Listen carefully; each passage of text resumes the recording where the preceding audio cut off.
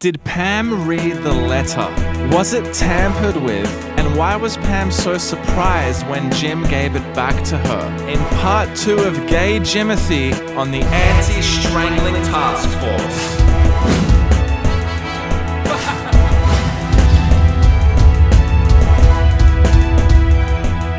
So guys, in part 1, we covered Jim's sexuality and the overwhelmingly strong motif around Jim and homosexuality. We worked out that Jim was known as a gay man prior to the documentary crew arriving, and a big part of his relationship with Pam is the fact that Pam converts Jim to heterosexuality. Now this is part 2 of that episode, and it's a really important episode, guys, because the next bunch of videos that are coming out are about the Office theme, and it's critically important to understand that Jim is in fact gay. A lot of fans tend to get very sensitive around this topic. Reddit Rewrites The Office actually banned me, right, for saying that Jim is gay. But it's an incredibly important part of the mystery. Now that's going to make more sense when we start to cover the theme of the show. For this second part of this episode, we're going to be looking at what exactly happened to the letter and whether Pam read it or not. And I can tell you now the quick answer, or the short version of the episode, is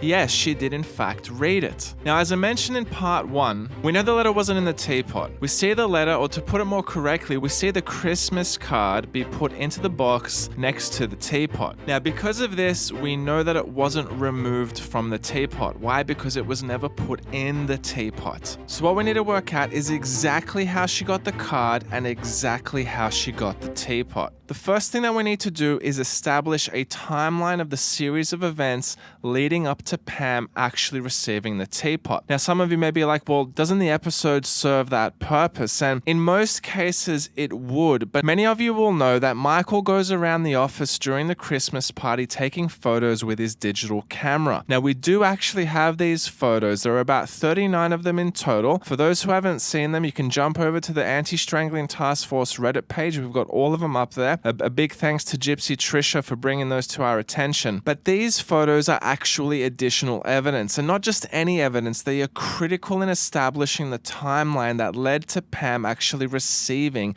Jim's gift. The only problem is the photos are out of order, so we need to establish exactly when each photo was taken. The first photo that fits in the timeline is Dwight looking at his watch in front of the Christmas tree with all the gifts still underneath the Christmas tree. About 4 minutes and 50 seconds into the episode, Dwight tells everyone they've got 5 minutes to put their gifts under the tree, otherwise they're going to be disqualified from Secret Santa. If you do not get your present wrapped and under the tree within the next 5 minutes, you will be disqualified from Secret Santa. All right? No exceptions, except Michael. This first photo is Dwight looking at his watch, waiting for the countdown to finish. Then Secret Santa begins. The next photo in chronological order is Jim opening up Creed's gift. You'll notice it's a top-down shot, and if you look carefully in the episode footage, you can see Michael just for a split second with his camera having just taken that photo. The next photo is Dwight removing Jim's gift from underneath the tree. Dwight gives it to Stanley, Stanley gives it to Meredith, Meredith gives it to Ryan, and then Ryan gives it to Pam, which is actually our next photo. Once again, if you pay attention to the footage, you can see Michael standing up behind Pam, and this is the photo he takes of Pam opening up her gift. Now, the next photo that's taken, we don't actually have access to, and this is a really important point. This isn't the first photo that we see Michael take that are not released to us. Now, we'll get to that in a moment, but he takes a photo of Ryan opening up the iPod, but we don't have this photo. So immediately, as we start to build out this timeline, we need to ask the question, well, what happened to that photo? And we'll get to that in a second. Now, in the story of the episode, Michael gets his oven mitt, he gets really annoyed, he has his little tantrum, comes back in, and all of a sudden, he decides that we're going to play Yankees swap. We see Angela have a cry about this, and then we have the next photo. So the next photo is Dwight grabbing a red bag. We've got Michael sitting on his chair, dangling the oven mitt. If we go to the footage of the episode in slow-mo, this is the moment the photo's taken. Now, what you'll notice immediately is Michael is in the photo, okay? So Michael didn't take this photo. In fact, based on the general direction where the photo is taken, I posited to the task force that it's actually Pam who took this photo. Now, this is where the plot starts to thicken. right? We saw the photo that Michael took of Ryan's iPod, but we don't have that photo. So now we have a second individual implicated in the photo taking at Christmas party, which at this stage in our analysis, we have to assume that it's actually Pam who has deleted that photo. And for those new to this channel, it's critically important to understand that Pam is in fact one of the two Scranton Stranglers. I've linked that episode here for you. So we have evidence of a photo not taken by Michael. We also have evidence of a photo which we do not have access to, or we have to assume has in fact been deleted. Now for the next few gifts open up during Yankee swap, Michael clearly doesn't have the camera anymore. We don't know if any additional photos have been taken, but for this particular moment in the episode, Michael does not have the camera. So Yankee swap continues. The office has its little cry. Michael then tells everyone that he got a bonus for firing Devon. Everyone gets super annoyed, gets up and leaves, and it's at this moment that the camera reappears. We can see Michael taking a photo of Meredith. This is now the second photo that is not available. So again, we have to assume this photo has also been deleted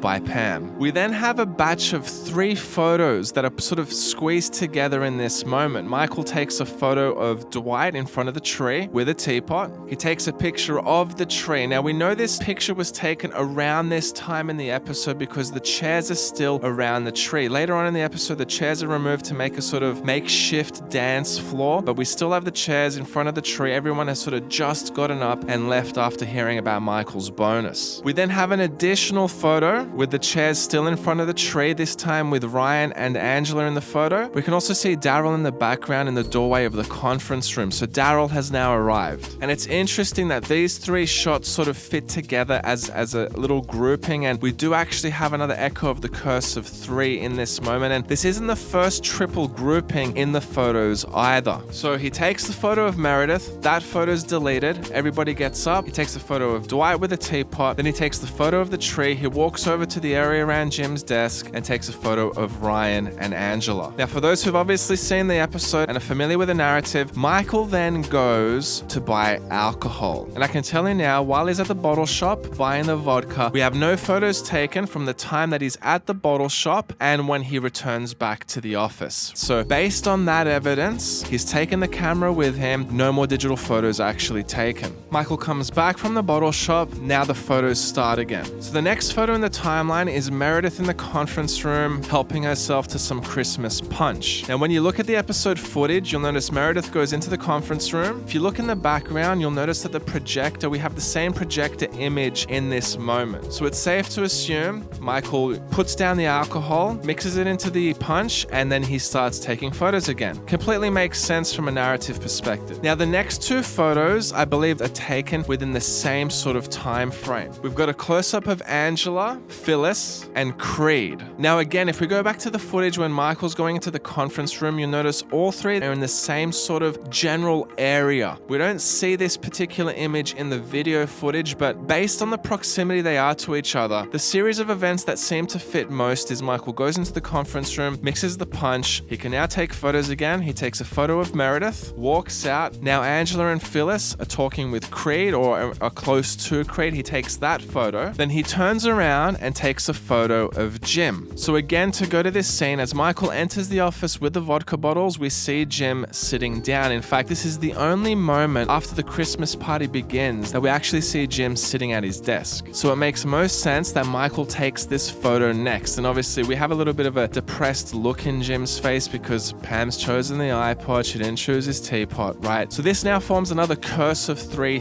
stack of photos. And just to show you what I mean, here's the timeline in my editing software. You can see that we have a couple of examples of triple groupings for the photos, right? And it's another echo of the curse of 3. But back to our timeline. So he takes the photo of Jim, then Bob Vance arrives to the party. Bob Vance, Vance Refrigeration. We see Pam and Roy in the kitchen. We see Dwight playing with a teapot. And here's another moment where we see Michael with the camera. Now, I will say there's a sort of dual possibility here. He could be reviewing the photos he's already taken, but again, we've already had evidence of photos being taken that we don't have access to. So just based on that pattern, I'm going to assume Michael's taking another photo here, and this photo is also added to the list of photos that assumingly Pam has actually deleted. It's also important to take note who's in the vicinity of reception at this moment. We've got Kevin there, we've got Oscar there, we've also got Stanley, and what you'll notice is in the next batch of photos, a few more people start to group around reception. So the next photo is actually around Dwight's desk. So we have to, again, to track Michael's movements, he takes a few photos at reception, because, you know, Michael's the sort of guy who's going to float around the party, right? He's taking his photos there, the photo that we do not have access to. He walks back to Dwight's desk and he takes this photo. Now, this is where a lot of photos are taken, guys, and this was probably the most difficult part of putting the timeline together. You'll notice Meredith is in the background, right? So initially we just had Kevin and Oscar in that vicinity and Stanley, right? Now Meredith has joined, and this is important because the next batch of photo and video footage help us to put the timeline together. So we got the photo of Dwight and his elf ears. The next photo is of Dwight doing the robot. You'll notice Meredith is still at reception, and now we have Oscar and Jim sitting on the couch. Now, because we had Kevin there, Dwight is probably blocking the view of Kevin in this photo. The next photo is Angela at reception with Kevin. We have to assume Meredith is there. We can see Oscar there in the background on the couch, right? So Michael has walked from Dwight's desk back to reception. He's taken the photo of Angela. You'll notice Pam is not at reception. The iPod is still there. Then we have video footage. If you look at the footage in slow motion, you'll notice that we have Oscar and Jim on the couch. Meredith, Kevin, and Angela are standing in front of reception. Michael goes outside the office into the corridor and takes another photo. This is another photo we don't have access to and has to be assumed to have been deleted by Pam. He then takes a photo of Oscar and Jim sitting on the couch, and we do actually have this photo. There we go. Then he walks back to reception, and Pam is now back at reception. So she left her desk, left the iPod there, came back, and she's now in the vicinity as well. And you'll notice Ryan now walks into the frame. So Michael takes a photo of Meredith in this moment. This photo is also missing, right? So we have, again, there's a number of photos that have been deleted. He does take a photo of Ryan, however. Here's the photo of Ryan in that moment. And now we have another curse of three-shot grouping. We've got Ryan first, then Michael turns around, takes a photo of Pam. He turns back, and Kelly has now arrived next to Ryan. This was probably the hardest shot to place in the timeline, but based on, you know, Ryan's whereabouts, this seems to fit best in the narrative of the episode. So the next thing we see is now the office staff taking shots. Michael does take a photo in this moment, and we do have this photo. So Michael starts to rope in Ryan in this moment. Then we seem to have 5 shots taken, as in 5 photos taken in relatively quick succession. We've got the shot of Jim and Ryan next to each other. Ryan saying, "No, I didn't do anything," and you can see Angela in the background here, just like in the video footage. Then we have another shot of Michael and Meredith, and if you look at Michael's face, that's the face of someone who's taken another shot, right? Another shot of vodka. So he took the first shot, turns around, takes the photos of Jim and Ryan, turns back to the bench at reception, and has another shot with Meredith. Then clearly Ryan changes his mind. It's interesting because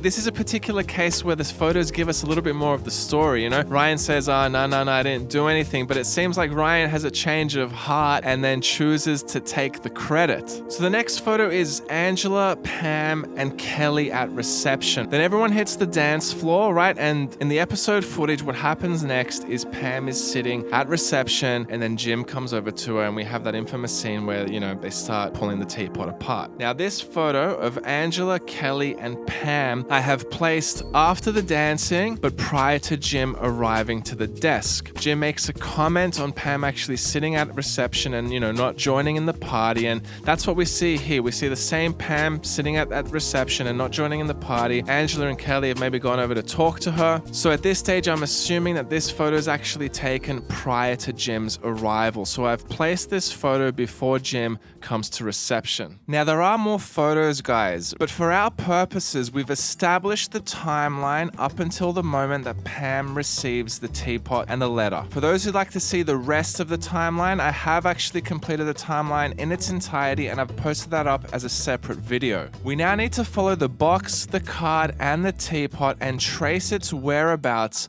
all the way up until the point Pam receives them. This is where things start to get really interesting. Obviously, Jim has it first. Jim puts it inside the box. Then Dwight takes the box from under the tree. Now, in chronological order, we then see Pam unwrapping the gift. Pam. Pam pulls the teapot out of the box, but we don't see the card removed. Oh my God! Thank you very much, Santa, whoever you are. Yankee swap then begins, and we see Meredith steal the teapot from Pam. I'll take the teapot. Oh, Oscar ends up stealing the teapot from Meredith. I'll take the teapot. Damn it. So I guess you really didn't want the shower radio that bad. Then finally, Dwight steals the teapot from Oscar. Oh, I want the teapot. Gracias. Gotta be kidding. Oscar, paintball pellets. Then we see Dwight tell us that he's going to clear his sinuses with the teapot. But I get sinus infections, and sinus infections can be cured by making a tea from green tea leaf stems and pouring it directly into your nose, like so. Now, this particular shot's important. Up until this point, we see the teapot and the box together.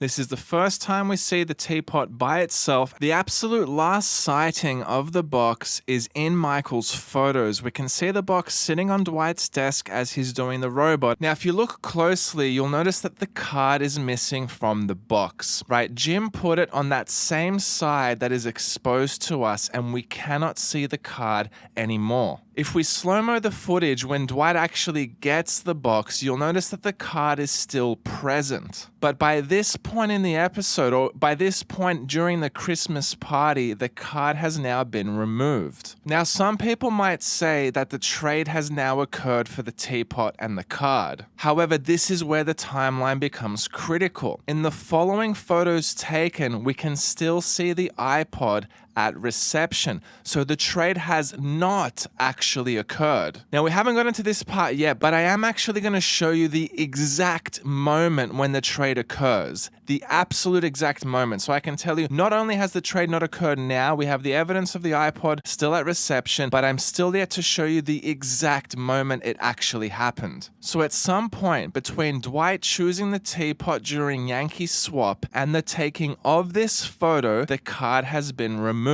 Now, it's safe to assume that it is in fact Dwight who has removed the card from the box. Firstly, we need to remember that Dwight and Pam are the two Scranton Stranglers. So we have a card that's addressed to Pam. He's likely just given it to her because he got the teapot. Understanding Dwight's character, he probably couldn't care less what lovey-dovey crap that Jim would have written to Pam, right? So he gives the card to Pam and he keeps the teapot. Now, there is significantly strong evidence to suggest that this is exactly what happened. Once Yankee swap is over, what we see is Pam and Roy at reception playing with the iPod, playing with the manual of the iPod above what appears to be a little stack of documents. This is a really important moment in the episode, guys, because we obviously know that the letter wasn't in the teapot. We know it was in the box, but another really important element is that it wasn't a letter. It was a card. Now, if you look closely at these documents,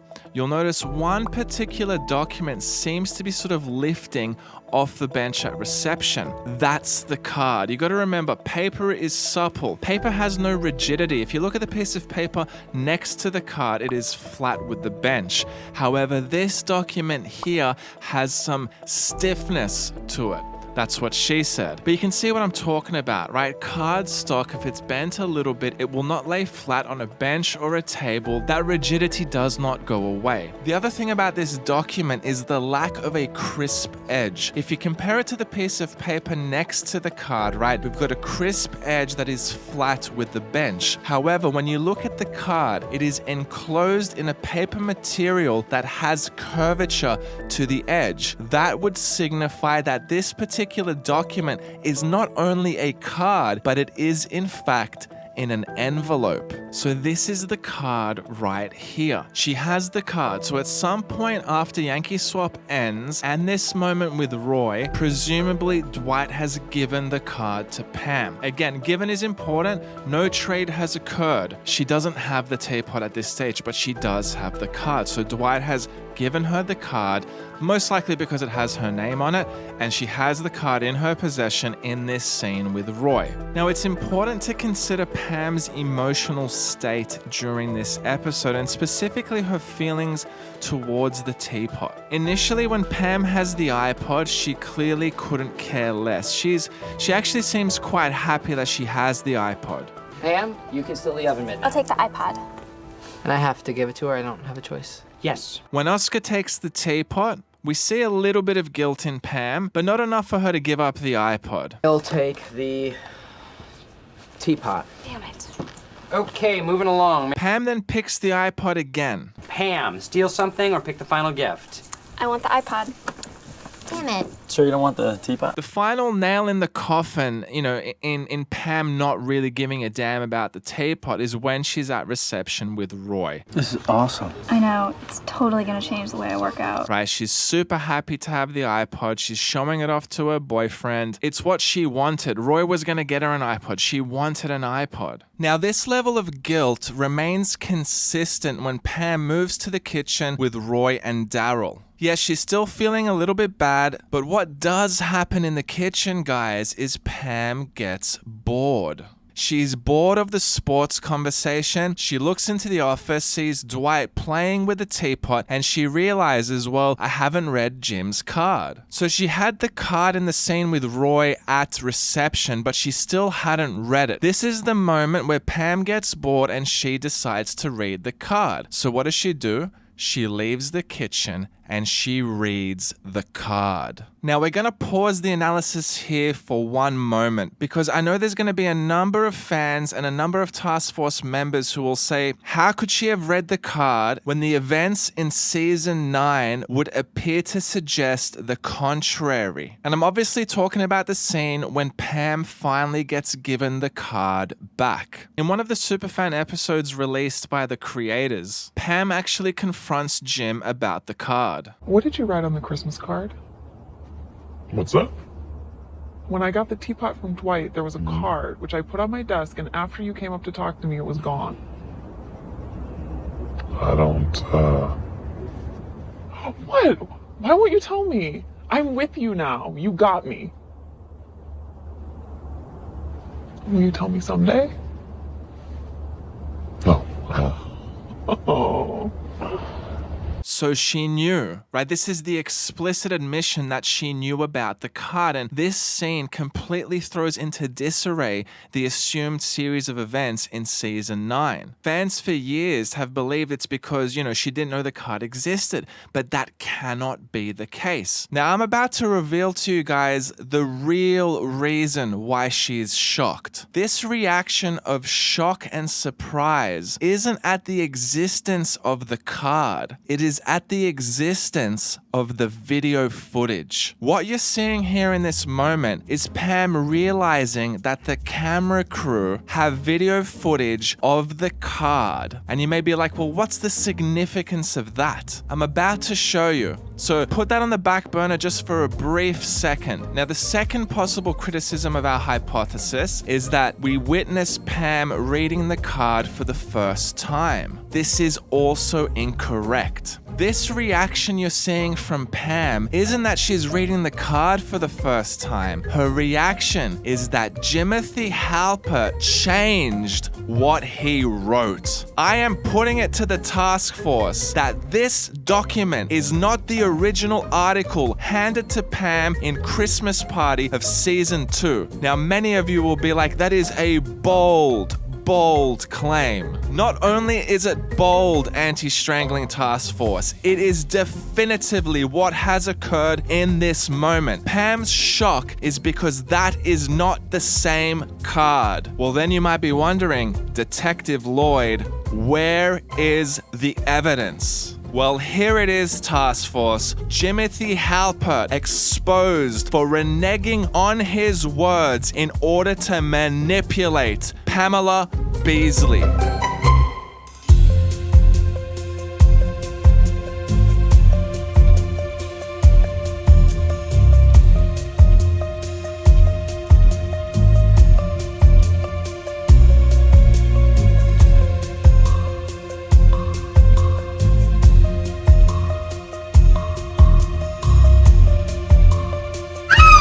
Oh my god. What, dog? Okay, wait. I did not. That was not. How come not? Guys, people are starting to notice how terrible Jim is. It's great. Don't say that thing about how lots of gay guys have kids. Are we even sure that's my file? No. Yes, I am sure, Jim. Well, there's gotta be an explanation. I agree. Yeah. So let's see what we can find out from reading. Jim Halpert is smudge and arrogant. I think you mean smug. Arrogance. Michael, I'm just trying And there's our smudgeness. Oh my god! Oh my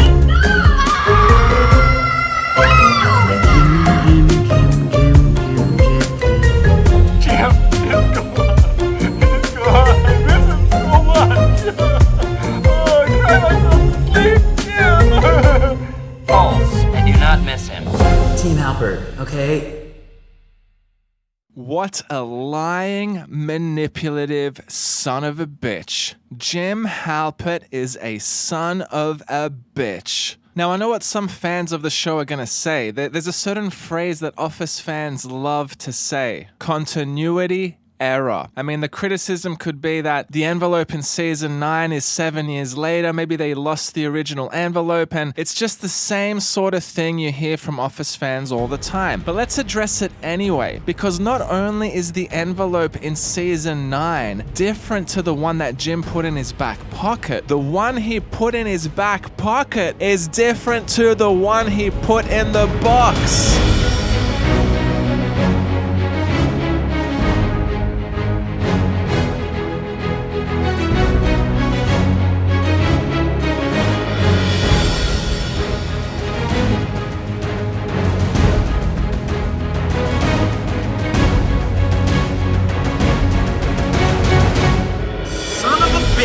How the hell is that possible? Son of a bitch. That is impressive.